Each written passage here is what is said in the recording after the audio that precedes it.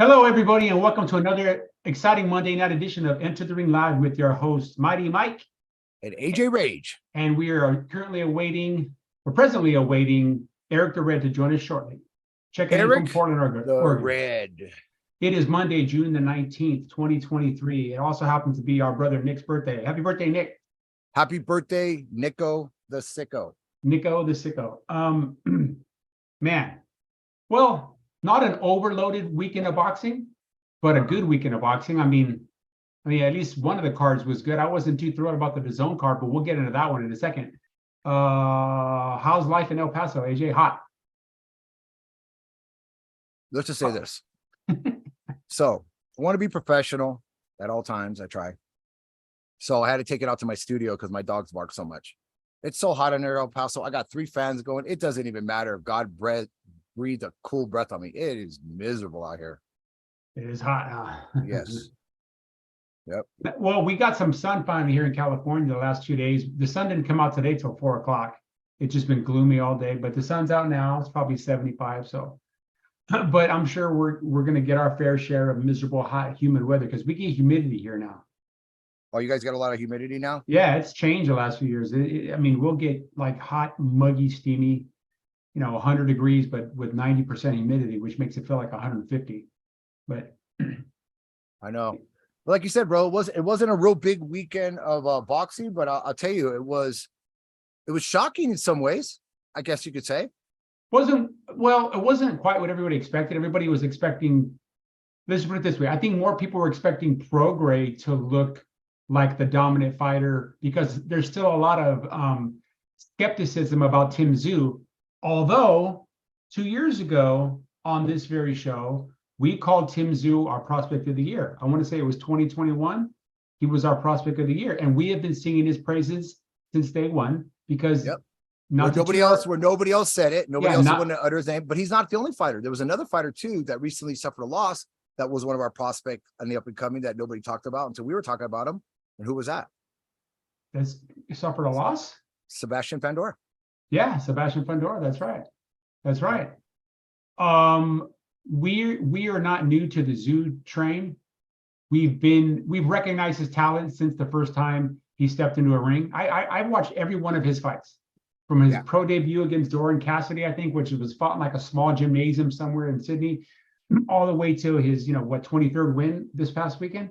Yeah. But we'll get more into that, and we'll pat ourselves on the back a little bit more about that when we get to that. Let's go ahead and start off in New Orleans, where a bit of a homecoming for Regis Prograis. I think it was his first time back there for like 10 years or something. Yeah, a long time. Recently signed to Eddie Hearn Matchroom, last minute replacement. He was supposed to fight Liam Paro from Australia, but I think it was an injury that forced him. It was actually never disclosed what exactly happened with Paro.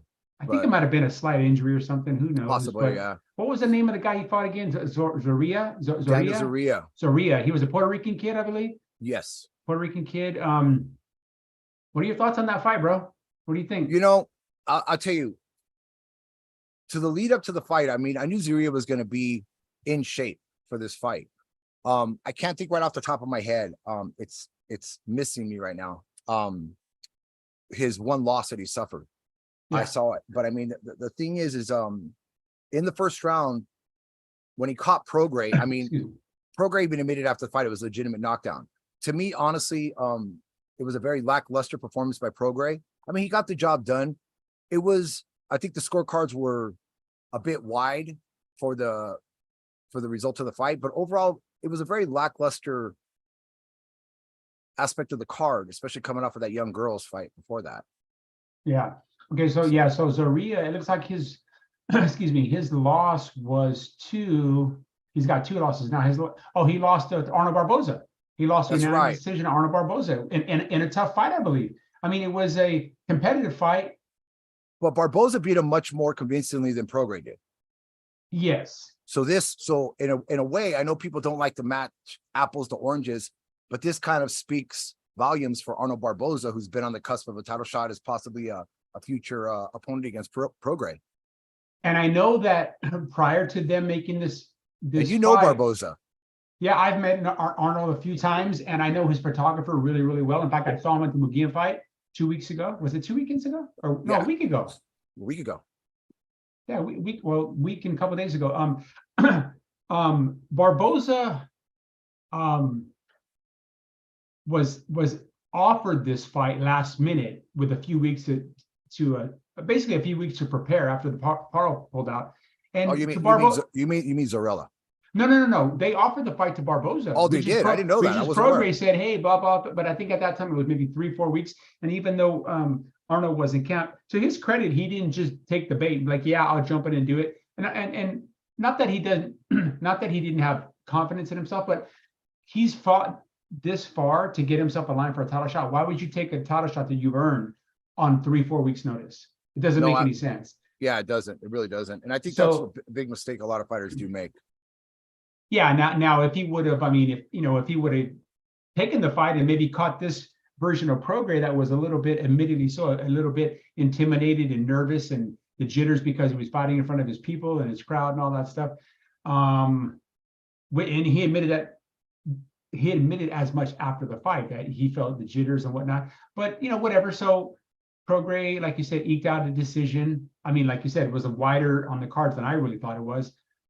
But I mean, I like Rougarou. I like really do too. I love the fact his demeanor after the fight was like, hey, look, man, I didn't look my best. And yeah, that probably was a knockdown. And more, I think I tweeted something about that and Steve Kim retweeted it. And Dougie Fisher too. They said, I said more fighters have to be humble in victory and in defeat. You know what I mean? And he was humble in victory, like not up there beating his chest, like, yeah, I did this, it was easy, he was running from me, whatever. Making excuses. It was just, honestly, and I look at it too, bro. A lot of people are saying it was a lackluster by Prograis. Maybe it was just a really good performance by Zorella, who was in shape. He fought the right fight. He moved. He wasn't a stationary target for Prograis. He knows Prograis got good power, but I think Prograis underestimated his power. I think it was a wake-up call. This is only gonna, I think, be good for Prograis in a sense. You know what I'm saying? I mean, if he would have went in there and smoked Zorella in a couple rounds, people would have been, okay, just another thing. But I mean, this kind of humbles him a little bit and knows that, hey, I got to go back. And I think sometimes boxers can become a little complacent. They're so used to the routine of what they do from fight to fight. And sometimes they don't have to work on that plan B or plan C. Prograis knows now that he has to have that because the competition is only going to get tougher from this point forward. Well, this was, I mean, excuse me. This was obviously not the Prograis that fought last November when he beat Chon Cepeda. This was not that same guy. But then again, he didn't have that guy in front of him. Chon Cepeda doesn't know how to take a backward step, whereas Zorilla did a good job of boxing, moving, using the angles, moving, shifting left, shifting right. And the one thing that stuck out to me was you would expect Regis to be able to cut a ring off at this stage of his career, and he just followed him around the ring and was feinting and throwing punches, almost just like posturing. There was never any intentions to really step into those punches. It was really kind of weird. It almost looked like a sparring match to me. But either way, well, that's what kind of got me about, because I mean, honestly, if you go back to the Josh Taylor loss, when he lost to Josh Taylor in a squeaker, he had that same issue with Josh Taylor. I mean, he wasn't cutting off the ring. That's what really still just blows my mind, the fact that, and I know there was other situations behind it like this, but I mean, the lackluster performance from Chon Cepeda with a guy that, honestly, I'll be honest with you, say Regis is a good fighter. He's not a great fighter. He's a tough guy. He's got strength. He's got a big heart. But there's guys out there that are, well, go back to the Josh Taylor fight. Josh Taylor was just a more skilled guy that night. And and met him in the ring, met him punch for punch in the ring. I mean, I honestly think this hurts. I hate to say it, but this kind of hurts Regis' stock, only because if somebody wants to make an argument, why should I fight Regis Prograis, even though he's got a title? But is the money going to be there? Are the fans going to want to see it? Is he really that threat to me? Because based off of this lackluster performance, Regis really needed to have a good performance. I understand this was a late substitute, but especially against a late substitute, I mean, he could have went back and said, hey, I didn't study the guy. I didn't know a whole lot about the guy. I was getting prepared for Paro. But still, at the end of the day, but then at the end of the day, Zorilla could use that same argument. Exactly. Hey, I took the fight on the same amount of notice that you took the fight, so there's no excuses. Actually less amount of notice, because he wasn't getting ready for a fight. He had 3 weeks to get prepared. Yeah, very true. So I know Eddie Hearn. A lot of people are making a big deal, or maybe not a big deal. Maybe that's not the right terminology, but a lot of people are alluding to the fact that Eddie Hearn had this look on his face the entire time, like, damn, I just dropped a ton of money signing this kid, and we're here in New Orleans, and even though the crowd was good, it really was just a dreadful fight to watch. It just wasn't exciting. You were waiting for a fight to break out, and it never happened. I mean, a stark contrast to what we had a week ago when we had some really good competitive fights. You know, Yeah, you had a fight absolutely. of the year candidate with McGee, and then you had a more competitive, obviously. Now, Teofimo Taylor the week before wasn't exactly a barn burner, but in comparison, it looked like the Thriller in Manila compared to Prograis versus Aria. So, Yeah, and anyway, I tell you, it's like what I was telling you earlier today, bro. When I said that at the end of the day, Eddie Hearn's a businessman. Like any boxing promoter, anybody that runs any kind of a company that puts on this type of entertainment. yeah, And he knows he's going to take some backlash on this. And I guarantee you that he had a long talk with Regis Prograis after this fight. Eddie Hearn's yeah. that type of guy. You know, any promoter would do it. And I think he's going to keep Regis Prograis on a real short leash. If Regis doesn't come out and perform the way he should perform against a top guy, I'm not talking about going out there and blowing out, you know, a washed up, you know, Victor Postol. I'm talking about going out there and fighting one of these guys that are in line to possibly be the next one. I think Regis Prograis, I don't know, maybe the age is catching up to him.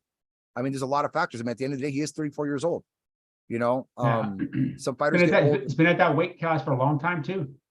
Yeah, but he doesn't really have the size. I don't think he's got the size to move up to the welterweight division. Girth wise, he's a good sized guy, but The height and the wise length, yeah. is gonna hurt him, and his lack of speed. He's got the power. I'm sure Prograis could carry the power, but he really did, with the exception of the knockdown. I think it was in the Third round. He really didn't exhibit anything extraordinary. Yeah, I never saw anything that was exciting. I was like, and I was just really not landing on the kid. I was really confused with his punch choices, and I really think that first round knockdown kind of altered his fight plan for the rest of the fight. I think he was a little bit more hesitant of just kind of jumping in the way he does against a lot of fighters and letting his hands go, knowing the fact that this guy had already dropped him. You know what I'm saying? Yeah, very true. So you talked a little bit about where he goes from here. There's not going to be a lot of guys, or maybe there will be a lot of guys that are clamoring to fight him. Maybe I know Barboza immediately called him out and said, I don't remember exact choice of words. What he basically said, something along the lines of like, yeah, sign me up. Where do I sign up to get, to have a Well, I mean, you're going to get a lot of fighters that are going to come out and say, but my problem with Barboza is this, bro.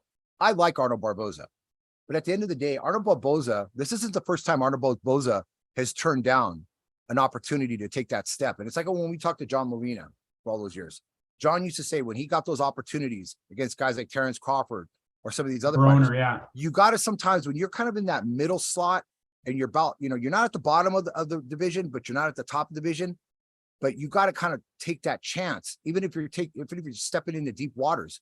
And Arnold Barboza, to me, consistently, he's fought some good fighters, don't get me wrong, but he hasn't really tested himself in deep waters. I understand he fought this guy Zarella, the same guy, whatever, but he was prepared for this guy. If Arnold continues, and Arnold's another one who's fighting Father Time, and at some point, he's gonna have to take that risk. He's gonna have to understand that. Listen, I'm gonna be the B side. I got to take that risk. Let's say for some reason, somebody else within the division, let's say Rolly Romero. Let's say Rolly Romero to us says, hey, I'm gonna, his fight falls through and he gives an opportunity to Arnold Barboza. Barboza has to take, you're not going to continue to get those. There's guys out there that would cut off their freaking left leg to have an opportunity like that. You know what I'm saying? Main event on the zone, and he turned it down at the end of the day. And that's kind of, I understand he's trying to guide his career in the right way, but at the same time, you got to question, how much confidence does he have in himself against some of these upper tier guys? Yeah, very true. Yeah, you're right. You can't wait too long, man. Yeah. The parade's passing you by, dude. Yeah. So, I'm actually pulling up real quick while we're talking about this, because I just want to look at the ratings right now and kind of like what opportunities that are going to actually be out there for at this point with Regis Prograis. So obviously we got Regis Prograis off a lackluster performance. Josh Taylor's coming off of a loss. Teofimo Lopez, who's moving up? He said today he's definitely moving up. Yeah, we talked about it in our last thing, and I wish Josh Taylor. I think like the guy or hate the guy. The guy's tough as nails, and he accepted that loss with dignity from Teofimo Lopez, and I give him a lot of credit for it. I give him a lot of credit just for taking that fight, especially after the long layoff. Yeah. a possible opponent for Regis Prograis I see out there is probably Jose Ramirez. And based off of what I Yeah. saw last night, Ramirez will be, I'm not Because saying that was the Prograis- fight that he tried to make with Ramirez. Remember, they were supposed, and then Ramirez, what was it? Ramirez was supposed to fight Josh Taylor. Prograis. He was supposed to fight Prograis, but then he says, "Well, I'm getting married and all this stuff." Oh, And yeah, then, yeah. and then so then Zepeda got the opportunity. Yeah. Even though I don't understand that, because Zepeda was the number one at the time over Prograis and over Ramirez. But I don't understand that, how that whole worked. That all came down to politics. And Then know, you got at number 4, you got Arnold Barboza. You got Sandro Martinez coming off that close loss to Teofimo Lopez. yeah, Jack Catterall, who I think should be rated a little higher based on the fact I think of what he should be did. undefeated. I do. I don't know much about Andy Hiroka, the kid from Japan. I hear he's a good fighter. Obviously, we know about Cibriel Matias, what he's done in the past. You got Valenzuela, Jose Pedraza. You know, there's some good fighters. You still got Chon Zepeda up there. But like I said, I mean, and then you got some of the smaller town guys like Piro, Zarella, and Brandon Lee, who I don't have a whole lot of confidence in right now based on his last performance. But we just got joined by Eric the Red. I don't think we can hear him though. So go ahead, bro. You were saying? No, yeah, no. The division is definitely heating up a little bit. Can you hear me now? Yeah, we can hear you, brother. Welcome, Eric. How you doing, my brother? Sorry, guys. Sorry. No problem. No, brother, How you brother. guys doing? Good. We're actually talking about the Prograis fight against Zarella this past weekend. Yeah, did you get a chance to watch it, Eric? I know you were at the business. I was at the business. I watched, I don't know, the last That's half. last 4 rounds, last 4 or 5 rounds. Yeah, it was Yeah. a snoozer. Yeah. Dude, I was like, really? How did Chon not whoop that guy's ass? Yeah, we said that same thing earlier. We were just like, but it came down to styles, you know. Chon met Prograis in the middle of the ring and played to Prograis' strengths, and they Yeah. both just, I mean, Zepeda doesn't take a step back, Yeah. even though he knows how to box really well. But whereas the Zarella kid was a boxer, he was a mover, boxer, jabber, Yeah. you know, long arms, right? He had long arms Yeah, with all those yeah. long combinations. Big for the and stuff. division. Big for the Yeah. division. you Yeah, know, yeah. and stuff like So- that. So I didn't watch the whole fight, but I mean, how were the scores, guys? I mean, were they? Well, they were a little bit wide. What 118 to 110, 117, 111 or something like that. And they were Joseph Mason had it 117, 110 for Prograis. Then Metcalf had it 114, 113 for Zarella. Then Robert Tapper, who I've seen in numerous bad decisions, 118, 109 for Prograis. I don't understand. That's that the at all. one where I tweeted, like I said, 118, 109. What the F? I'm like, that was not a fight that took place No, in that no. ring. 118 to that's- 109. That's just a complete lack of respect for the sport Yeah. Yeah. right there. Well, you know, it's funny. It's getting more and more evident. I Blatant, guess you just might say. blatant. Just blatant, just straight up blatant. They're not even trying to hide it. As a boxer, if you don't knock the guy out, I mean, you can have it stolen from you. I mean, Yeah. and that's scary. That's scary. Yeah. These boxers put everything they can into these fights. And I go back to the Lomachenko fight. He won that fight. Yeah. Yeah. Period. Well, you can And- even and- see it with the tweets that are out there constantly. People are always showing videos of Lomachenko dominating Haney. I mean, the consensus is Lomachenko won. I think we all Yeah. three agree. But Yeah. the thing I think about this fight was it's pretty sad for Eddie Hearn that the most exciting fight on the whole card, and no disrespect to women's boxing, but it was Rama Ali versus Juscelina Gomez fight. That was probably the most entertaining fight of the entire card. Yeah. You know, Yeah, that was a good fight, and that girl got her out of there. And I know people were making a big deal about the quick count. It was a quick count, but it didn't matter. That girl was out. The Oh, referee sure. didn't even have to count. She got knocked down as hard as Sebastian Fondora did a few weeks ago. Yeah. The difference between the two, though, is Fondora just kind of laid there, where that girl actually tried to get up, but her body just was not responding.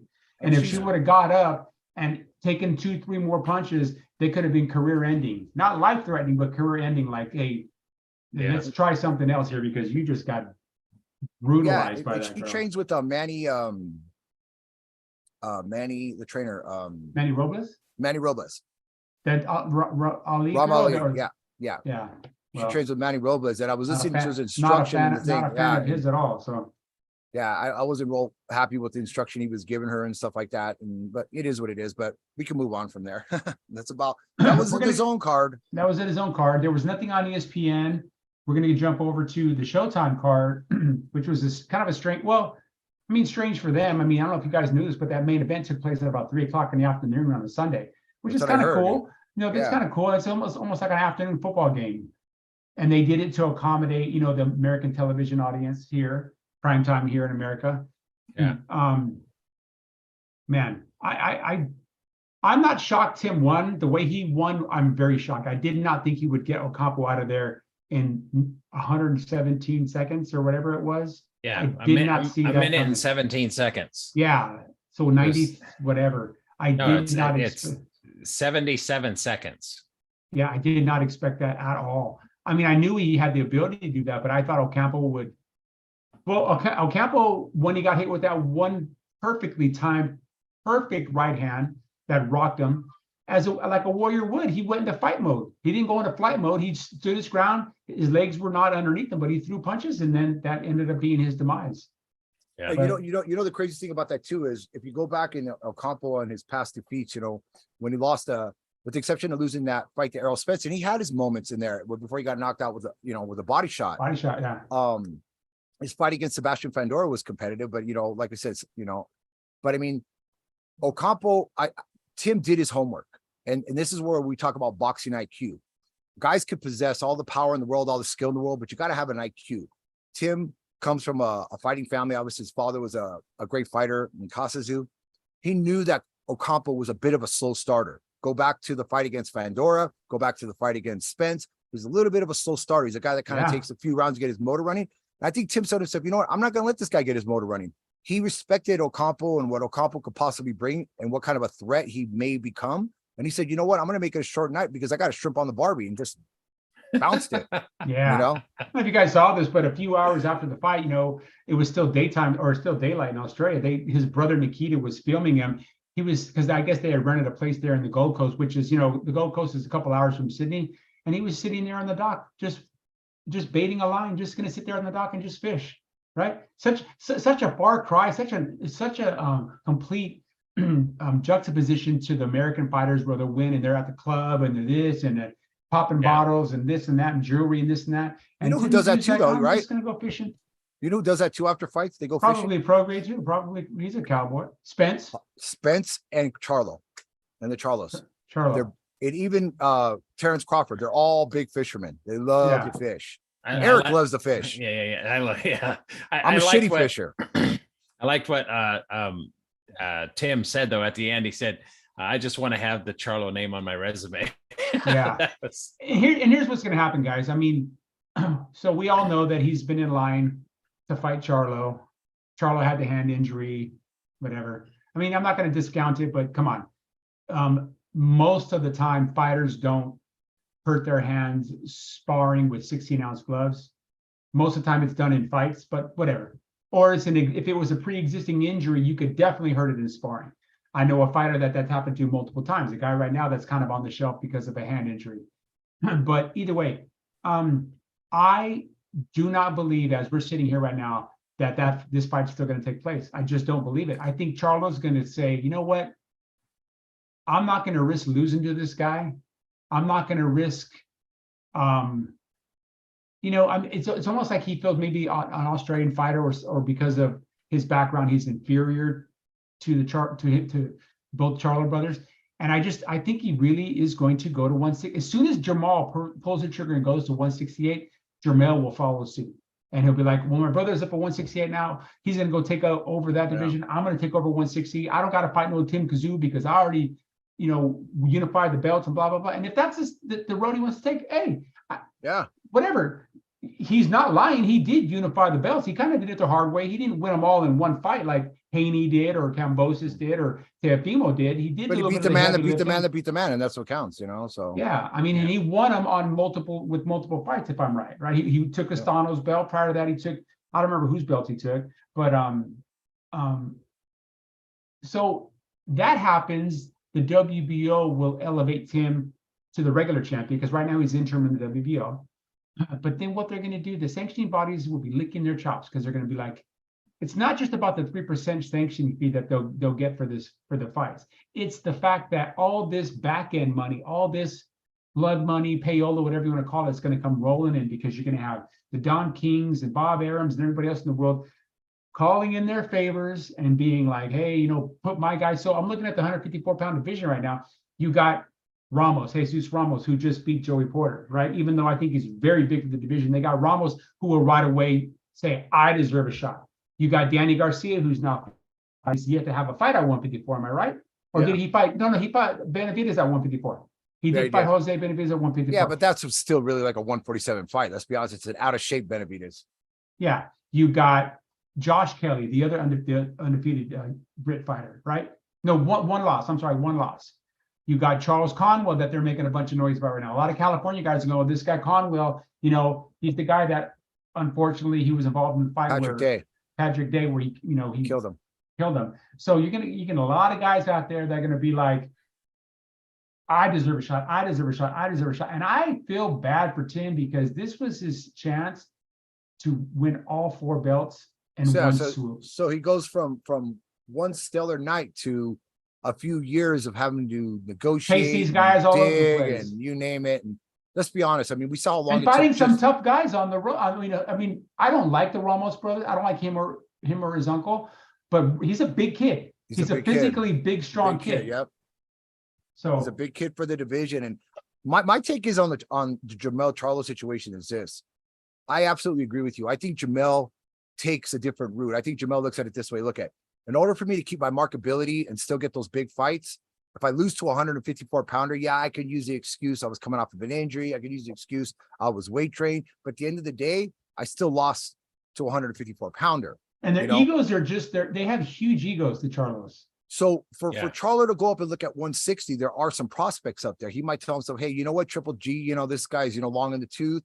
There's a lot of other fighters out there, possibly even a matchup against a guy who just fought Munguia and Derevyanchenko, who lost to his brother. There's Liam Smith, which would be a very interesting matchup. Yeah. So There's Janabek. you got Janabek, then you got, you know, I mean, there's a lot of, I think that the pool's a little deeper, because it gets a little bit more interesting with Jamel stepping into that division, because I think he's the type of fighter, he brings a little bit more fire than Jamal does. Jamal's a little bit cooler headed, and, you know, he's fought some tough guys too, but Jamel's the one who's always kind of in those dog, you know, dig it down, dog out fight kind of fights and stuff, you know, like the ones that he had with Harrison and the Castano, the 2 fights with Castano. So, I mean, you know, he's a little bit more pedigree. Look at you got Aristani Lara up there, who I believe owns some form of a belt, a WBA interim or something. That would be a great fight. That would be Lara a great versus fight. Charlo, and they're both PBC guys. Not a hard fight to make at all. He'd fight No. that fight definitely. You got I don't know, man. It's just like I said, I feel bad for Tim if he's got to go that route, because I really don't think, until I see those guys in the ring, I really don't think it's going to happen. Yeah, Yeah. I mean, and then you look at with his brother Jamal, it kind of gets the waters a little deeper too, you know, because you could step up and, you know, I'm not going to say that 168 is super, super deep, but, you know, you got Janabek who went up there for whatever reason, you know, he kind of keeps bouncing back and forth, you know, whether or not he's going to be here or there.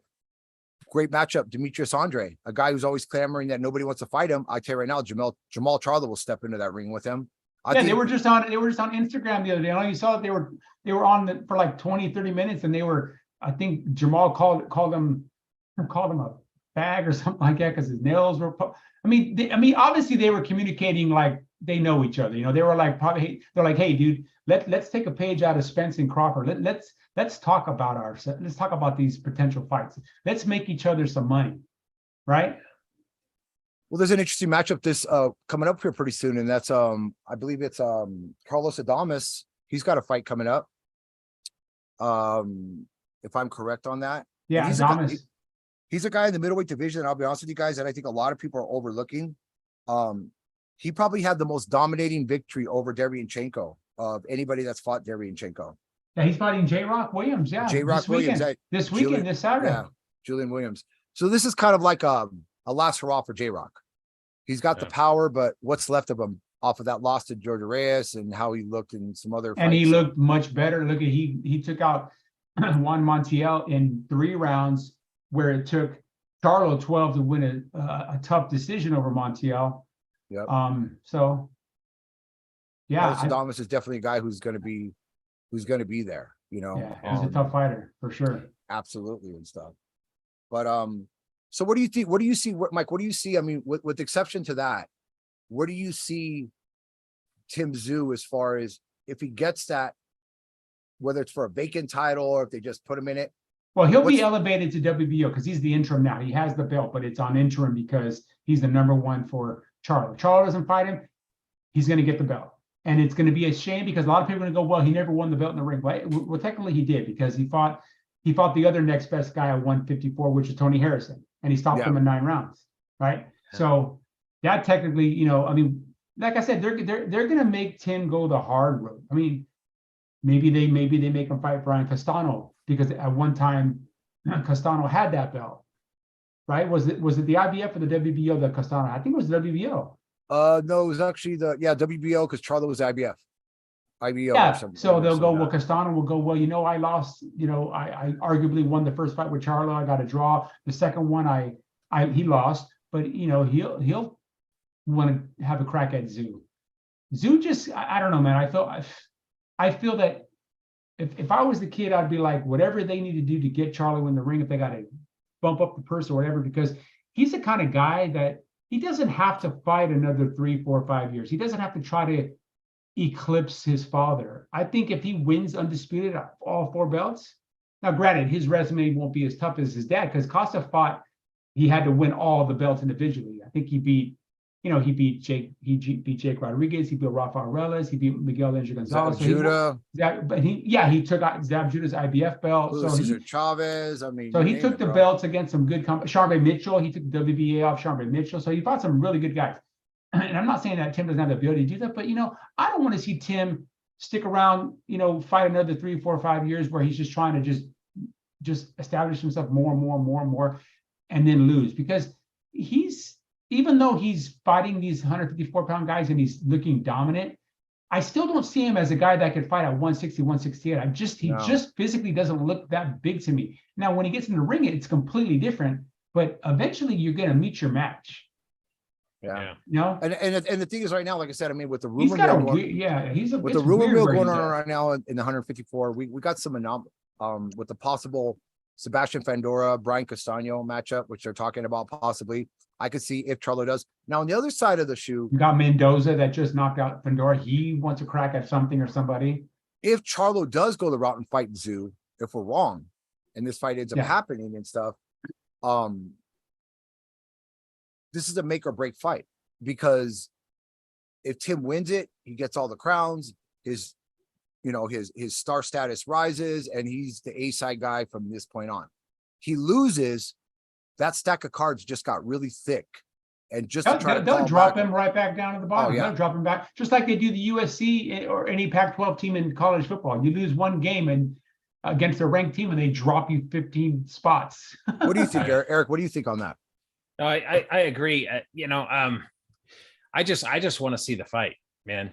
I'm dead serious. And like you said, Michael, I'd hate for Tim to have to go through and fight to get the belts that, quite honestly, I think he deserves. The kid is an amazing talent. You know, he just is, and he deserves the shot.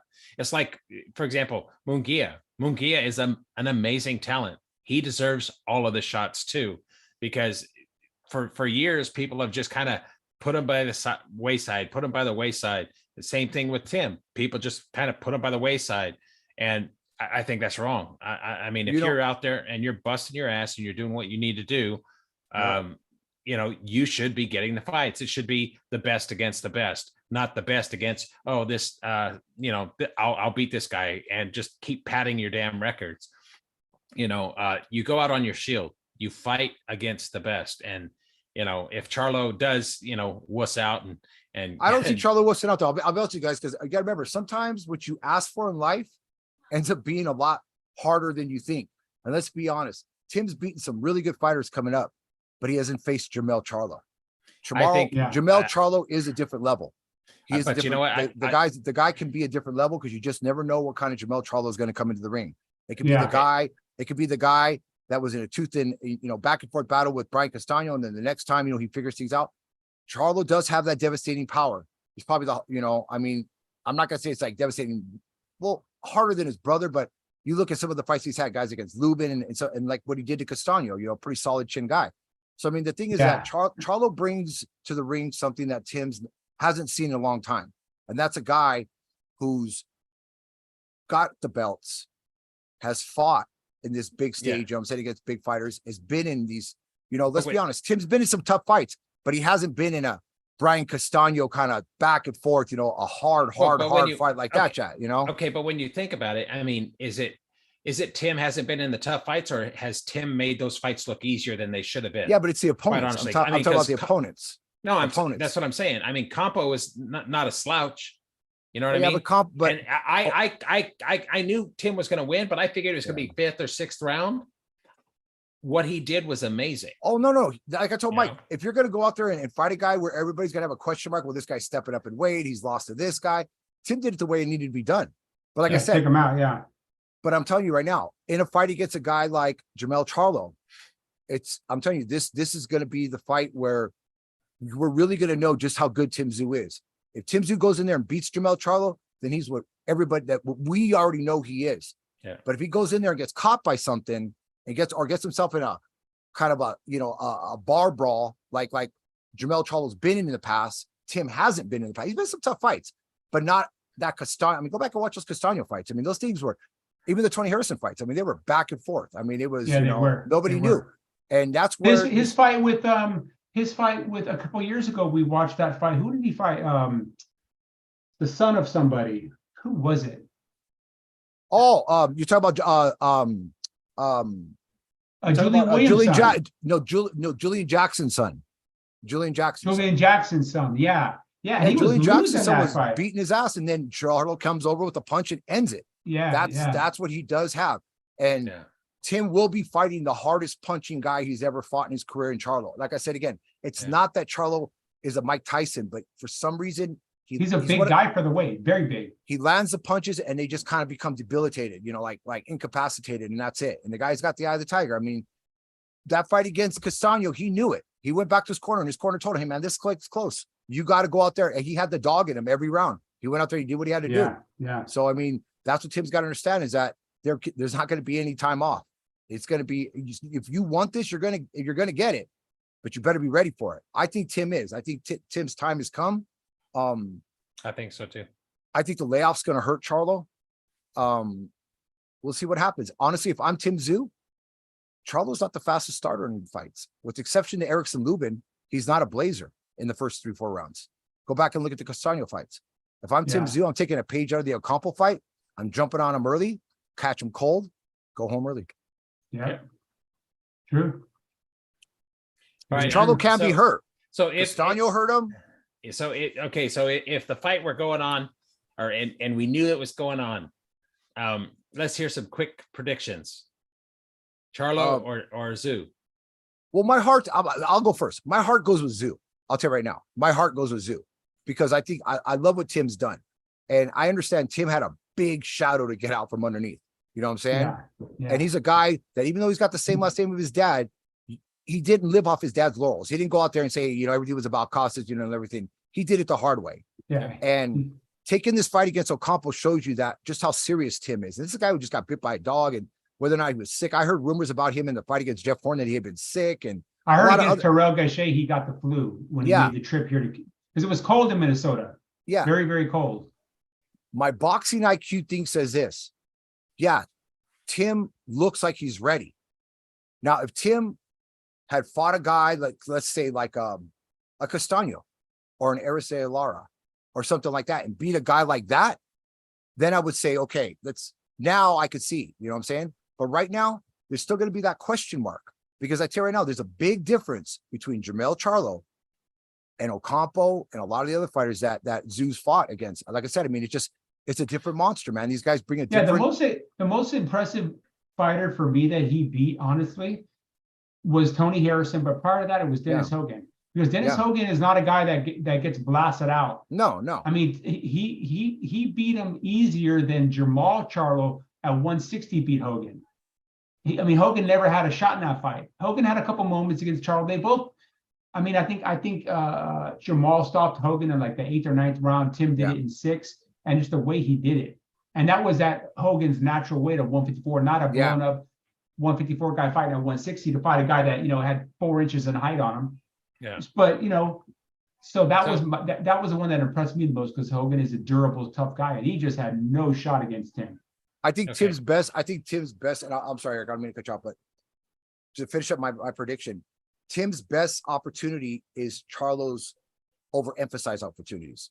He has to make Charlo pay for those reckless moments that Charlo has, that he's exhibited in the fight against Castano, that he exhibited in the fight against Harrison and others. He has to make them pay for those things. He can't lose his momentum or his patience or his focus and get into a firefight with a guy like Jermell Yeah, Charlo. and he's When he got to get- be defensively responsible, because against Yes. Ocampo, he was throwing a couple wild shots, and maybe he figured, okay, I had this guy hurt, but still you have to stay responsible. Yeah, you can't do that against a guy like Jermell Charlo. That's what Castano did, and he paid the price.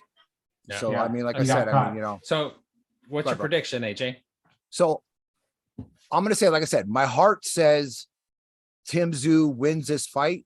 I think Tim Tszyu thoroughly outboxes him. I think Charlo gets frustrated. I don't see it becoming a stoppage. I see a situation where Tim wins a decision. But I think that if there's an element of surprise, if there's a joker, a deuce, whatever you want to call it, something that's gonna kind of trip it up, it could be something shocking where Tim forgets about that focus. He forgets about his defense. Like he did against He hurts Gausha and got Charlo caught. and then walks into something the same way Erickson Lubin did, the same way Brian Yeah. Castano did, the same way Tony Harrison did. You got to understand something. Against a guy like Charlo, you can have him hurt, have him on his back heels, and this guy's still throwing things that could just end the night. So Tim's got to stay defensive, like Mike said, defensively responsible. So I'm going Okay, to go out but- on the limb and I'm going to say Tim Tszyu, unanimous 12-round decision. Mikey, what do you think? I think I think Charlo gets stronger as the fight goes, and Tim does as well. But coming here from Australia, coming over to America, Tim would have to win pretty decisively on the cards to get a decision. So I would say Tim's best shot is to stop Charlo between, let's say, round 4 and round 7 or 8.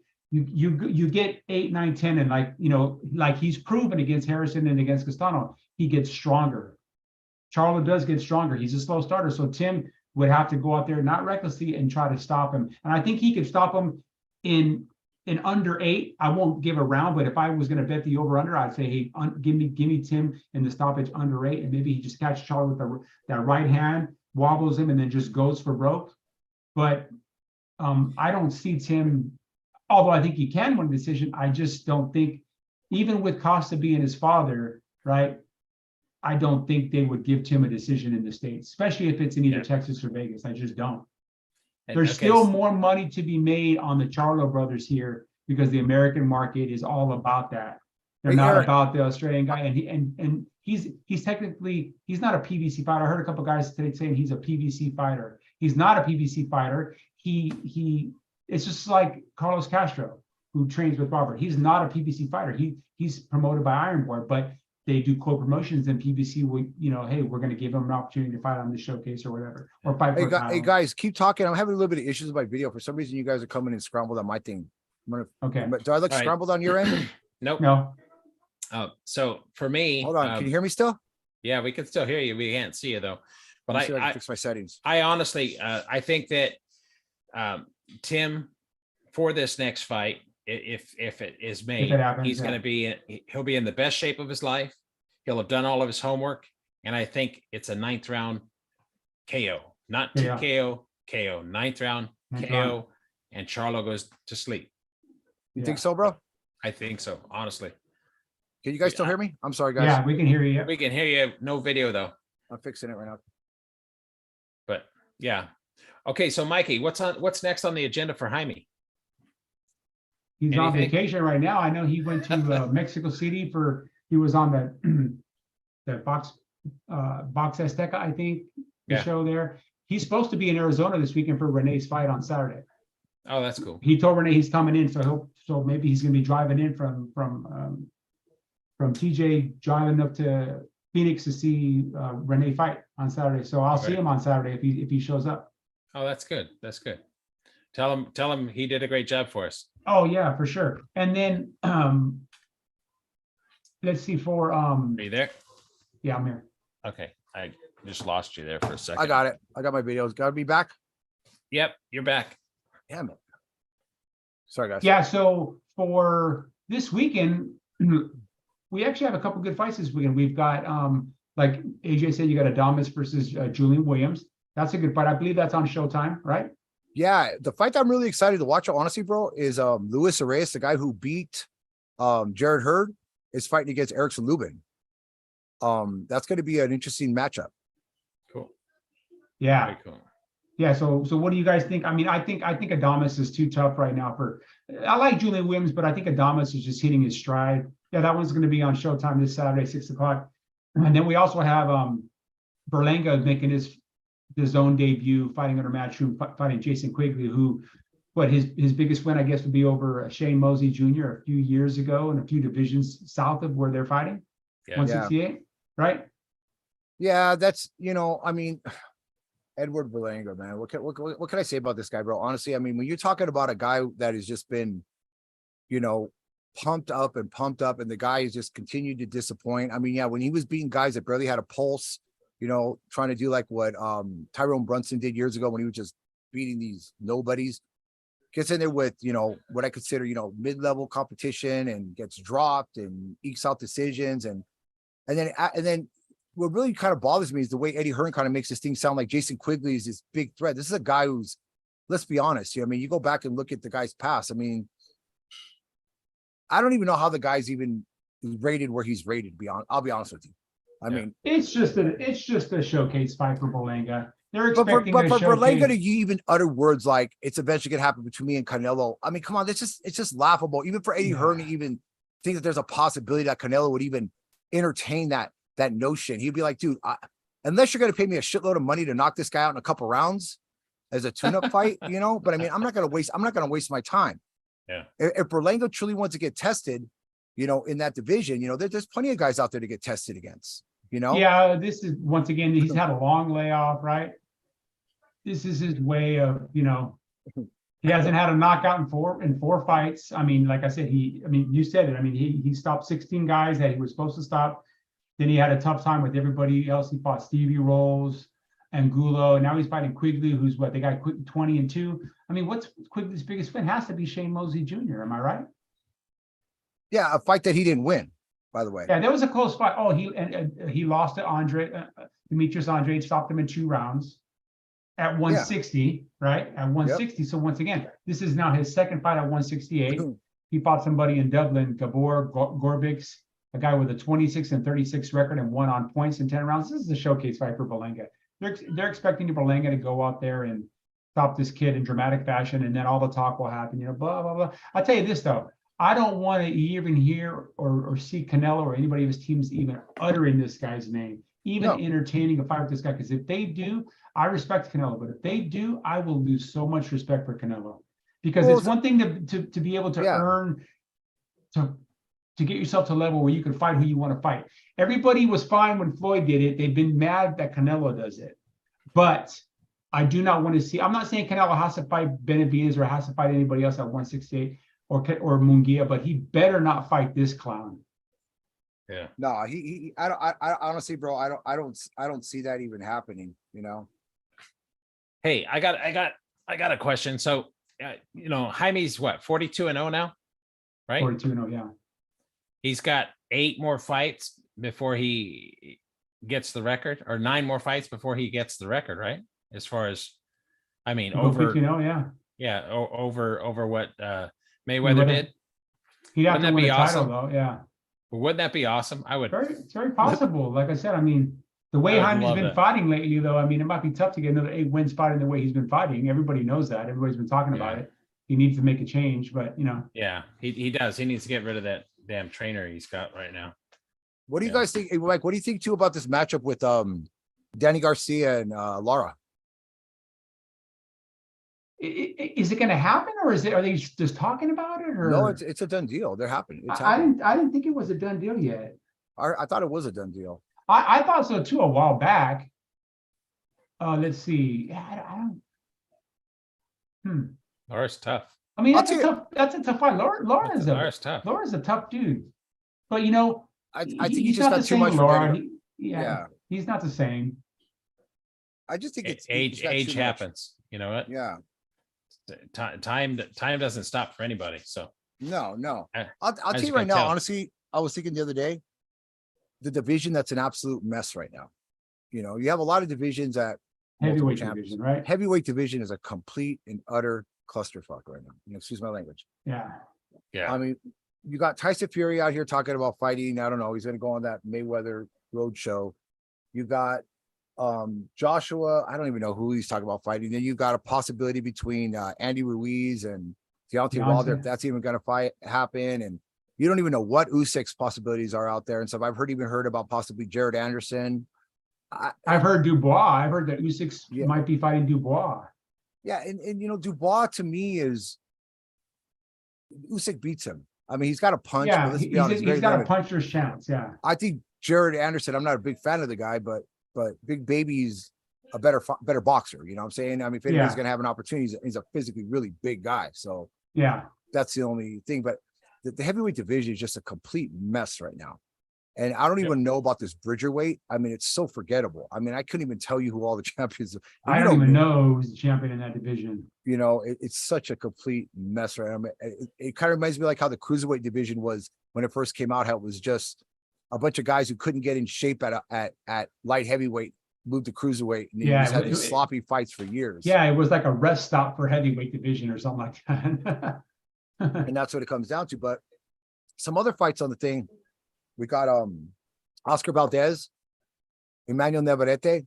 I know everybody's making it look like, okay, this is a big test for Navarrete. Once again, I'm going to say it again. Navarrete's fighting against a small guy, another small guy.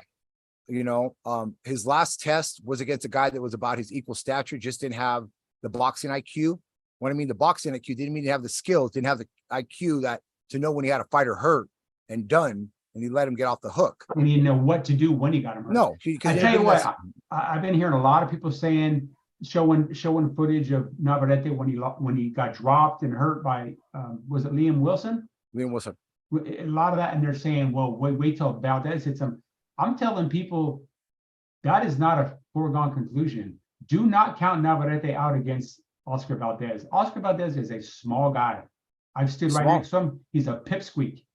He's tiny. And he's hittable. Navarrete, and he's hittable. I'm telling people, man, Navarrete might knock him out like he did Panchito.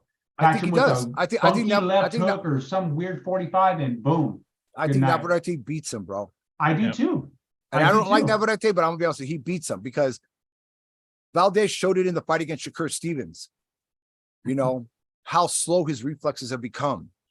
You know, when he had that big win When he's fighting a guy that's bigger than him, which is in a lot of cases, I mean, even though granted, what's his name missed weight when they fought, when he broke his jaw. His name is escaping me right now. I'm so the Brit fighter. You know what I'm talking about, the one who broke Valdez's jaw.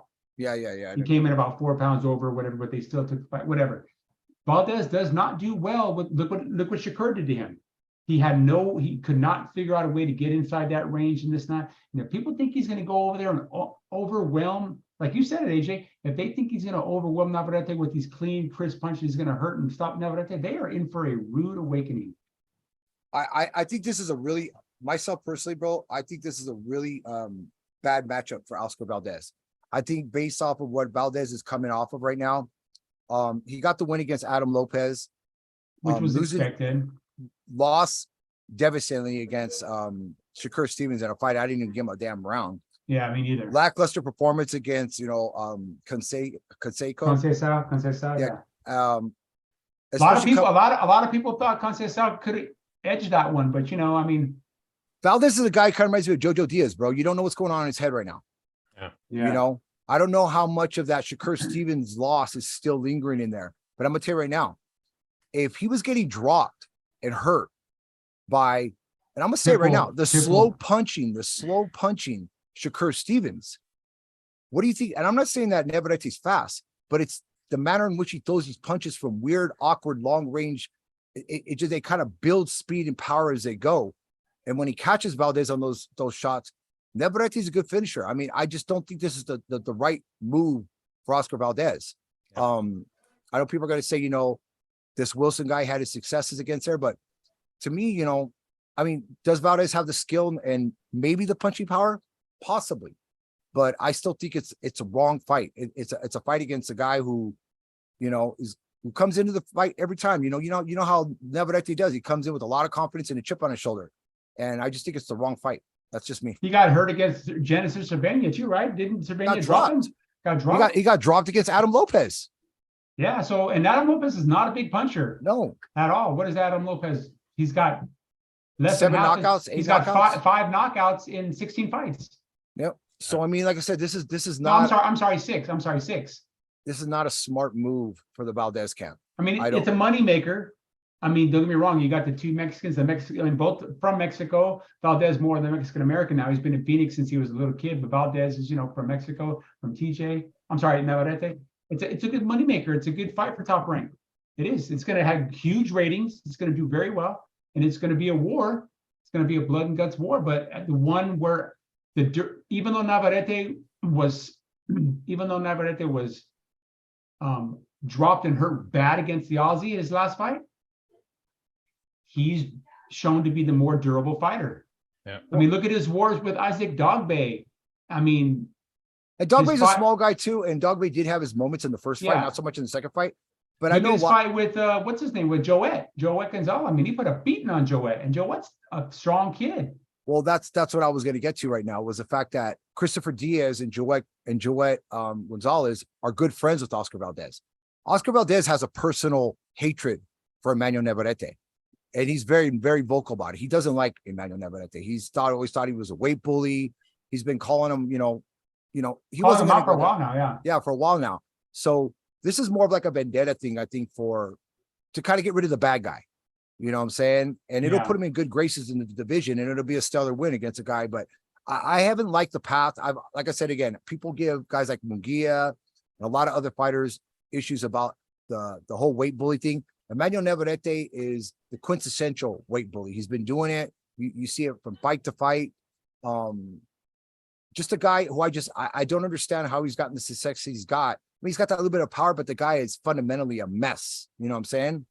Yeah. And so Yeah, but with that saying, but who are you picking in that fight? well, I've got to go with Navarrete. I mean, I got to go with my boxing IQ. I mean, like I said, I like Oscar. I think he's a great kid. I love that he swims with his alligator. But at the end of the day, I mean, it's putting a guy in there. And I'm not saying that Navarrete is going to be a monster compared to Valdez. It's that reach. It's that one thing in boxing that if you have it and you know how to use it, it's a great weapon. Guys like Larry Holmes and other fighters, guys like Tommy Hearns, these guys have Mhm. long reaches and they knew how to use it. They may not have been always the much taller guy, but they knew how to use that reach. That's the one thing Navarrete does. Even when he fights inside, their long punches coming from far distance.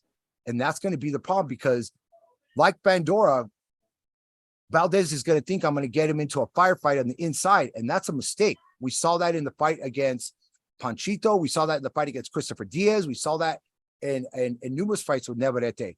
You get in that fight, Navarrete catches you with that weird uppercut or some weird punch on the way as he's stepping back. Something weird is going to come through there. Yeah. And don't get me wrong, I'm going to probably be rooting for Oscar Valdez. I just don't think. I think he's got a lot of miles on him.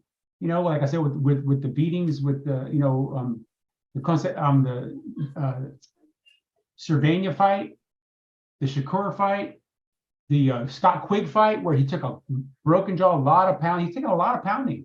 And even in that first Blue Nose fight, even the second one, even though he won convincingly in the second fight, Blue Nose had his moments. And like you said, AJ, he's not hard to hit, man. No. Oscar is not hard to hit. What you're thinking on that, Eric? I don't know much about that one, brothers. I'm sorry. I'm always working. I'm just, you guys, I sit back in amazement at all the names. So I'm horrible with names. Always have been. You show me a picture of them, I know who they are and I know who they fought. But names, I've always been really, really bad with that. But you know what? I actually sit here in amazement and hearing how you guys it's like baseball stats. You guys just have all the stats. I love it. Sometimes it doesn't So- come back to us, but we've seen every goddamn fight Oh, I know. Yeah. That's what in I'm the saying. last I mean, you 40 guys, years. That's the thing. yeah, People but- don't realize that yeah. about us. We might But not, you it know the might thing is- look young, but we've been watching fights for 40 years. But you know the thing that you gets me guys about- look young. I, on the other hand, Yeah, you no. do. You just it's called just for men. But getting back to what I was saying is that the super featherweight division is another division, but honestly, it was a good move for Navarrete to move there. I don't know how hard he was. I know he was struggling to make the weight supposedly, but when you look at the guys who are kind of like dominating that division, not the dominate, but the top guys, you got that Osiki Foster who's up there right now. Obviously, you got Oh, Navarrete. Shaki Foster, yeah. You got Joe Cordina, who honestly, he's a UK, provisional fighter. You got Oscar Valdez, you got Hector Garcia. We saw what just happened with him and stuff. I mean, He still you got- holds the title, right? yeah, but they're not, I mean, they're not giving him any love. He's fallen so far down. Then you got guys coming up like Henry LeBron. You got guys, veteran guys out there like, Thomas Matisse. It really doesn't have a Shakur's out of the division. It doesn't have that marquee guy there right now. Foster could Yeah. be the guy maybe right now. It just depends. But right now, it's a division. If Navarrete wins this fight, it could be a situation where Navarrete can go on and unify based on the fighters that are out there right now. There's really nobody out there who I think is going to really be the fighter to really, with the exception of what Wilson did. But like I said, I'm going to go back to about ring IQ. Some guys are putting situations in a fight and they just don't realize it. How many times do we watch fights and we see a guy hurt a guy at the end of the round and we're like, dude, you better jump on his ass. This is And your he one doesn't, shot. And he yeah. doesn't do it. It's because he's never been in that situation before. Yeah. So Yeah. hey guys, I hate to cut short, but as you can tell in the background, Yeah, I we're got almost, we're almost done right now. So yeah, Okay. we'll just cut out if you have to. But we're Hey. gonna probably finish up in like 5 minutes anyways. okay. Well, hey, I love you guys. All right, Thank you so brother. much for having me. I'm gonna go get some dinner. So- Have some have dinner, a, man. have a wonderful, hey, happy Father's Day to hey, my happy wonderful Father's brother. Day, both my brothers. Yeah, you guys are amazing. You guys are the best dads I've ever known. You're the best, Period. brother, man. Love, Love you you, bro. guys. Love All right, you. brother. Enjoy that steak. It's meatloaf, baby. I love whatever it meatloaf. is. I love meat. April makes the best meatloaf there is, dude. There's Oh, hey, real quick before you go, let me do one Yeah. thing real quick before you Yeah. real quick before you go. If right. if I still have it here.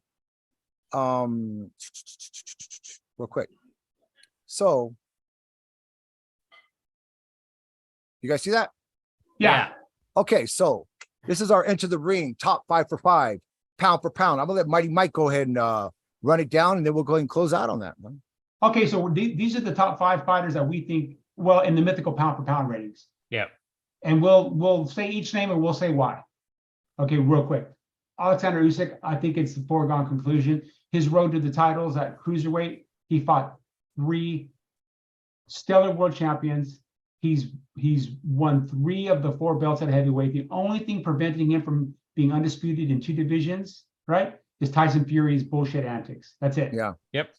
Alexander Usyk, gold medal, extremely talented, and a wonderful smile, dude. What else can you say about Alexander Usyk? And a little bit creepy. And a little bit Yeah, creepy, but you gotta love the guy, man. It's hard Hey, to hate him. You got to be a little bit of creepy, so Yeah. that's okay. Okay, second guy in our number 2 on our pound for pound. And this was a Inoue. toss up between Usyk and Inoue, but Naoya Inoue, who's in my opinion, he's going to be the 3-time 3-weight division unified world champion, not undisputed, but unified meaning more than one title. Yeah. He was undisputed at 118, right, bantamweight. Now he's jumping up to junior featherweight, 122, and people are saying, well, his power is not going to We'll see about that. translate. Dude, his power is like his shadow. Wherever he goes, his power goes. I've been watching sparring footage of him. He's knocking dudes out in sparring. He's got guys on Queer Street in sparring bad. He's I mean, Fulton doesn't have enough power to keep him off. I think he knocks Fulton out devastatingly in under 5 rounds. Yeah, I completely agree with you. In a way, it lives up to his monarchy every single time. He is the monster from Japan, and by far, like I said, it's a toss up between and Usyk. But Usyk has a wonderful smile. But yeah, Yeah. a star in the making, a very, very underrated fighter.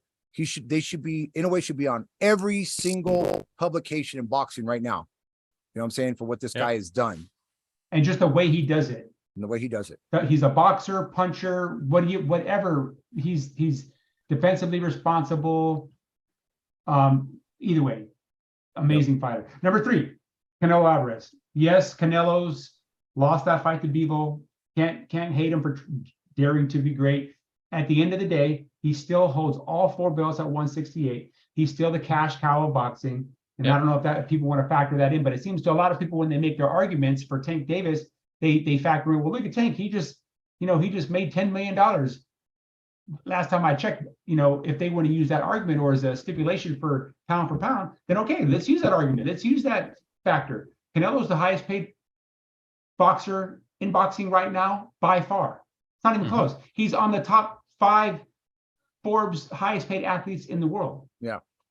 I mean, he's right up there with guys like Messi and Ronaldo and who's the other guy? The Lewis Hamilton, and one of the tennis players, Djokovic, or one of those guys, or whatever. Mike said it best, dude. He's the cash cow. Canelo's a guy who has progressively gotten better and better. Yeah, he lost the fight to Bivol.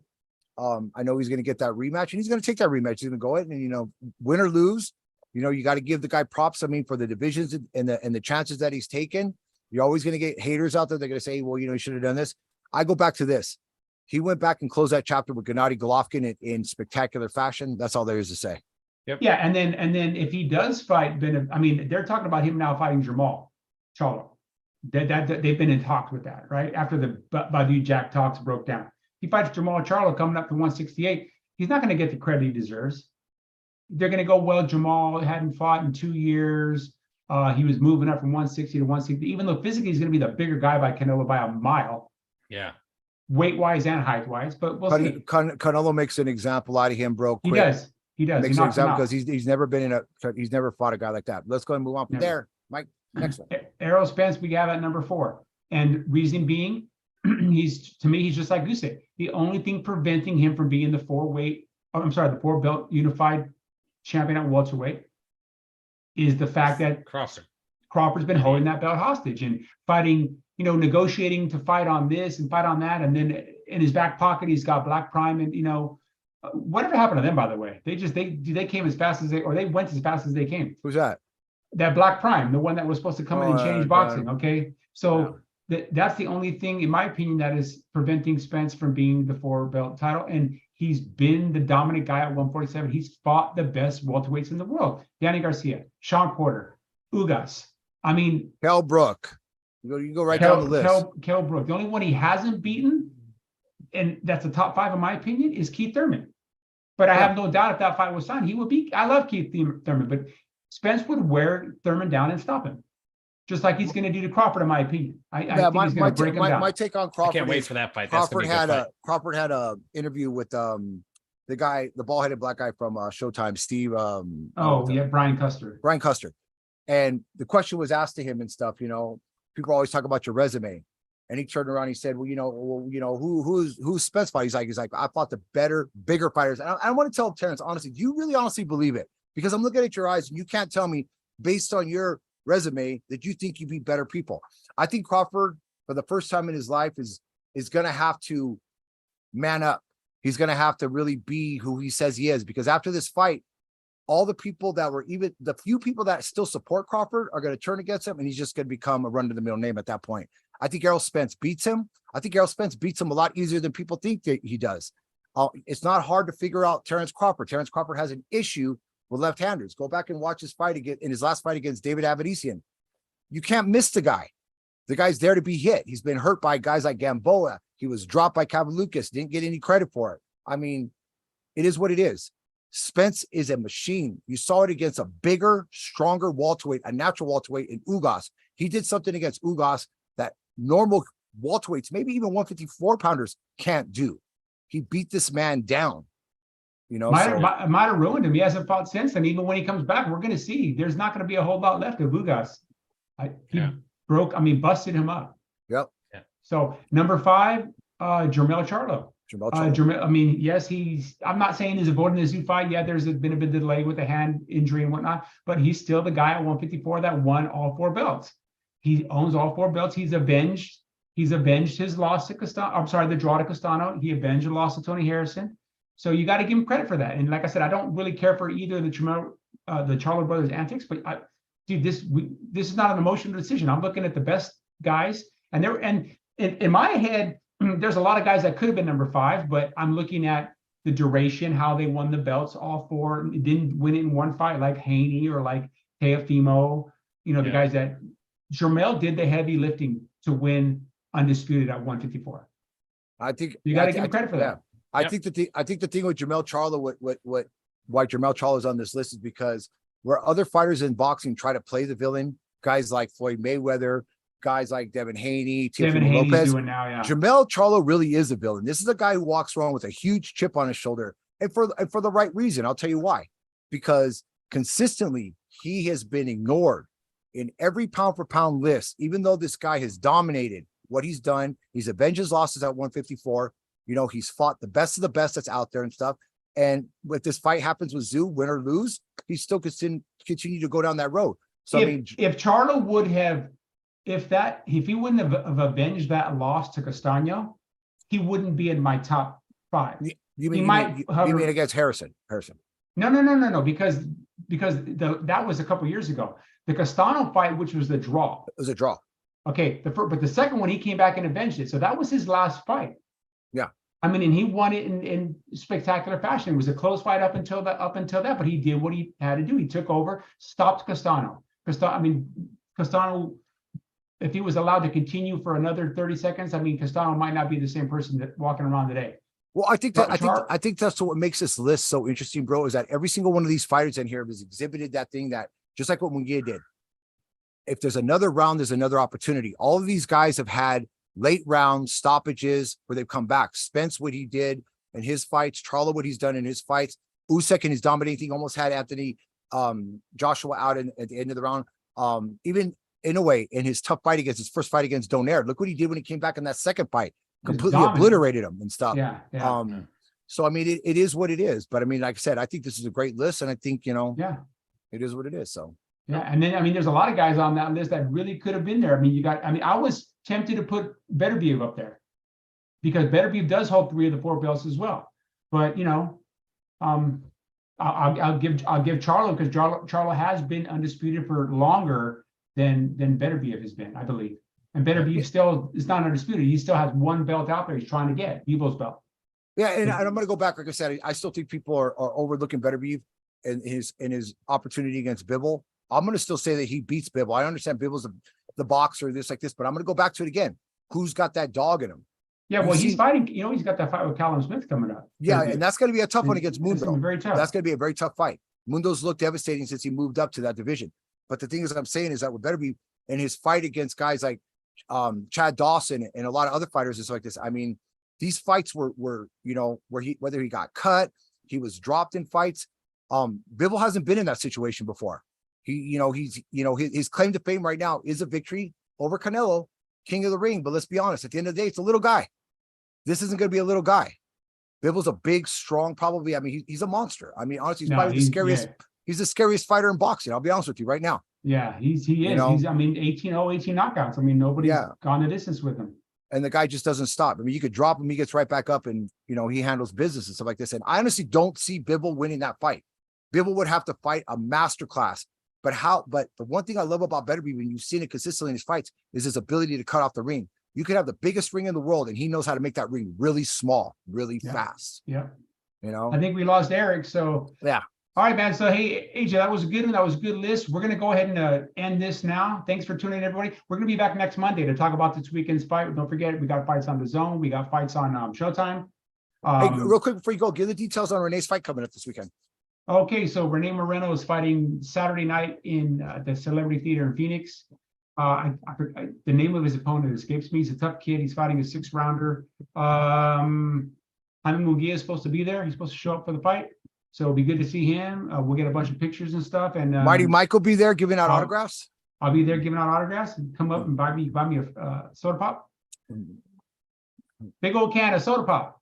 And that's it. Yeah, it's gonna be a fun night. It's I think it's Iron Boy 65 or 66. Hey, if you give me a ticket, I might just go in, bro. If you drove in there or flew in, I'd get you a ticket. Don't worry about that. That's easy.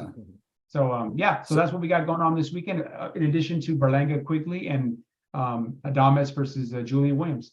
Sounds good, my brother, man. Erickson Lubin's fighting on the undercard of that one from the Armor, which is a great place to see a fight. I've never seen it live there, but I've seen every time they have the fights there in Minnesota at the Armory, it's great, a great atmosphere. Yeah, they got some really good. Buckley's fighting that fight. It's a really good card of some really evenly matched fighters. They always So- put good fights there, man. Those fights are I always know. great. Yeah, So- so it's gonna be one of those days where maybe they're not the big marquee names, but you're gonna have some amazing fights. So Yeah, yeah. sounds good, my brother. All right, brother. Take So us for out. everybody at Into the Ring Live, thanks for tuning in. For your host, Mighty Mike, AJ Rage and And Eric the Red, who who's had to now step gone. out, who's now eating meatloaf. We'll see you guys next week. Take it easy, everybody.